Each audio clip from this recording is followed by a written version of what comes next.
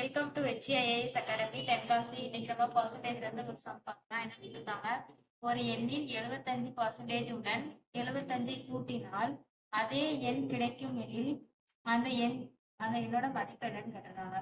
ஒரு எண் என்னன்னே தெரியாது, அப்ப நம்ம எக்ஸலுக்கு ஓகேவா. அந்த எண்ணில் 75% உடன் இன்ட்டு 75 பை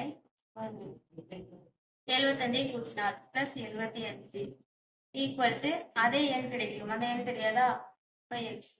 அதே எண் கிடைக்கும் எனில் அந்த எண்ணோட வேல்யூ என்ன, எக்ஸோட வேல்யூ என்னன்னா கேட்டுட்டாங்க. சரியா. இப்போ 3 25 25, 4 25 3.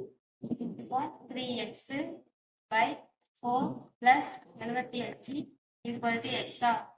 இதுக்கு எல்சிஎம் எடுப்போமா. 75 4 பெருக்கணும் 9 20 4 28 2 30. அப்போ 300 ஆகும்.